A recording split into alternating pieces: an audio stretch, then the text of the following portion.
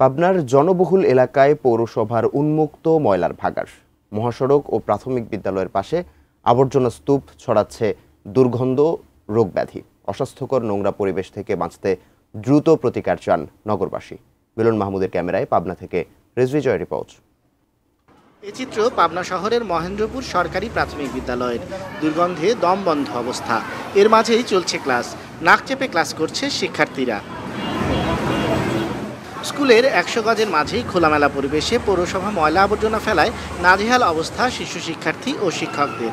এমন অস্বাস্থ্যকর পরিবেশ এবং অসুস্থতায় দিন দিন কমছে উপস্থিতির হার।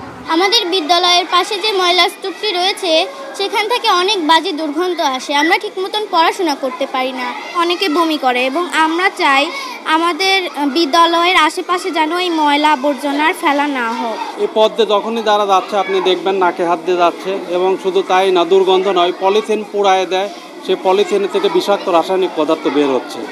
শহরের বাস টার্মিনালের প্রবেশমুখেই ভাগাড়। উৎকট দুর্গন্ধ যেমন ছড়াচ্ছে, ছড়িয়ে পড়ছে রোগব্যাধি। ব্রেকফাস্ট, টিফিন কিংবা স্ন্যাক টাইমে মজাদার আয়োজন মানে অল টাইম ব্রেড। অস্বাস্থ্যকর পরিবেশের কারণে বাড়ি ছেড়ে যাচ্ছেন ভাড়াটিয়ারা। ব্যবসা গুটিয়ে নিতে বাধ্য হয়েছেন আশেপাশের দোকানিরাও। নাকে কাপড় রোড অ্যাক্সিডেন্ট করে ফেলা দেয় ড্রাইভার। আশপাশে আমাদের ভাড়াটিয়া সবাই চলে গিয়েছে, এবং কি আমাদের লেবার গুলেন কাজ করতে চায় না। প্রতিদিন দুর্গন্ধ, আর মাছির কথা তো বলবোই না। ঘরে মনে হচ্ছে যে মাছি শুয়ে আছে আমার বিছানার পরে। প্রধান ভাগাড়ে আধুনিক বর্জ্য ব্যবস্থাপনা কেন্দ্র নির্মাণাধীন থাকায় বাধ্য হয়ে অস্থায়ী ভাগাড়ে ময়লা ফেলা হচ্ছে। ব্যাখ্যা এই পৌর কর্মকর্তার। সলিড ওয়েস্ট ম্যানেজমেন্টের যে প্রকল্পটি চলছে সেটা তো পাবনা পৌরসভার টোটাল জনগণের স্বার্থেই তো পরিচালিত হচ্ছে। সাময়িকভাবে আমাদেরকে এইটুকু আমাদেরকে করতে হচ্ছে। বর্ষা মৌসুম শুরু, দুর্ভোগ বাড়বে আরও।